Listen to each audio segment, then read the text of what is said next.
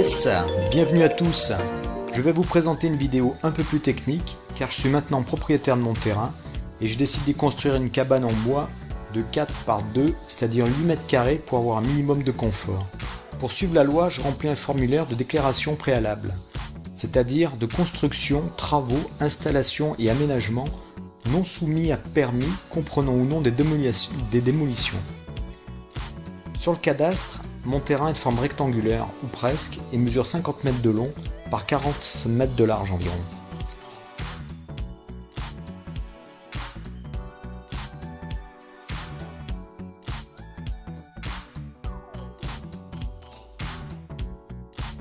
On distingue la route au sud, qui passe en contrebas du terrain, puis le garage de mes voisins,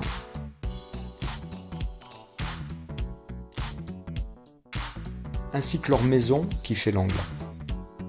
Comme je n'ai pas d'accès direct, je demande l'autorisation à mes voisins de passer derrière chez eux afin d'amener le matériel nécessaire à mon chantier. Je vais garer ma voiture en haut de la route ici. Je vais positionner ma cabane là, au sommet du terrain, dans un angle afin de ne pas perdre d'espace, et je vais faire le trajet aller-retour sur une petite centaine de mètres pour acheminer tout ce dont j'ai besoin.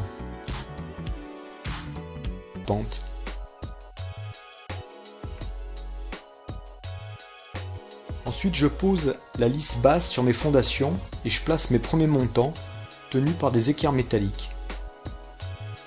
J'utilise pour cela des équerres en bois grand format que j'avais préparé à l'avance, ainsi que des serre-joints pour avoir une structure bien droite. Les triangles qui vont permettre de supporter la toiture s'appellent des fermes. Elles sont réalisées avec des connecteurs métalliques. Je pose ensuite les planches qui vont former ma toiture. Mais là je comprends rapidement que ma structure a un problème de stabilité. Aussi je rajoute un contreventement qui est réalisé par les chevrons posés en oblique sur la structure. Cela me permet d'avoir une meilleure rigidité de l'ensemble. Je pose ensuite une fenêtre et les planches qui vont former les murs. En montagne, j'ai eu l'occasion de voir plusieurs chalets avec un bardage vertical à recouvrement et c'est ce que je vais reproduire ici.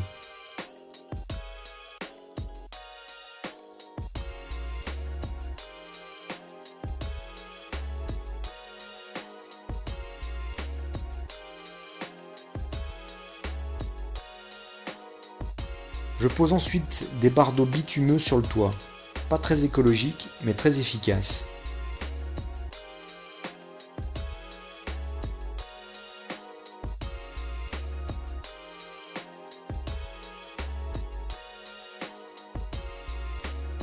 Pour arrimer la cabane au sol en cas de vent, je pose des fers à béton scellés dans les fondations.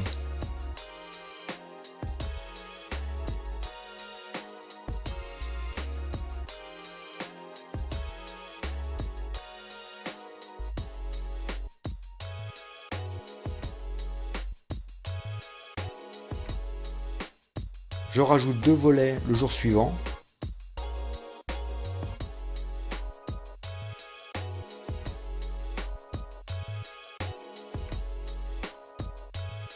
Puis je fixe des planches au sol.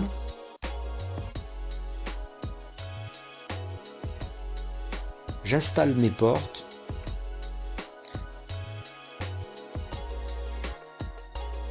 Voilà le matériel utilisé pour ce projet.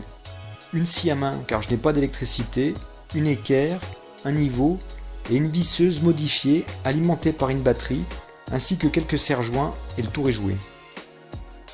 15 jours de travail et voilà le résultat.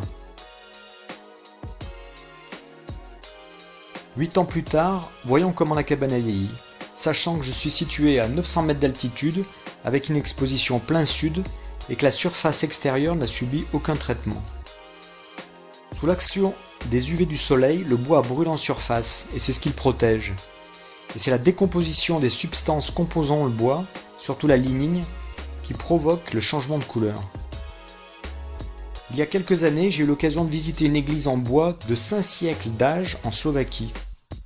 Elle avait une couleur noir charbon et était encore en très bon état. J'ai donc bon espoir pour ma cabane.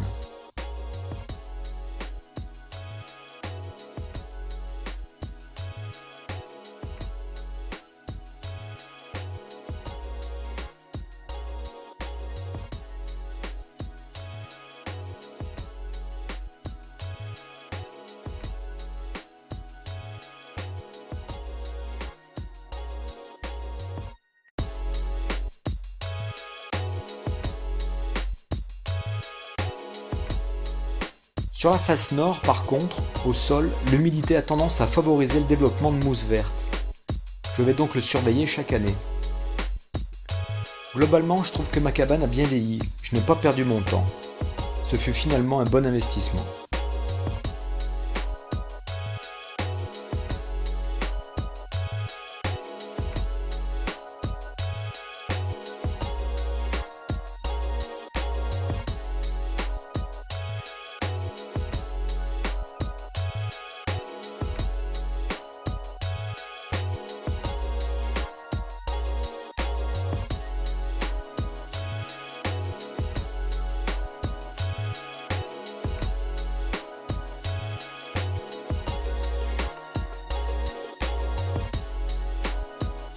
Yes!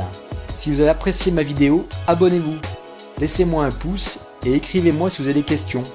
A bientôt!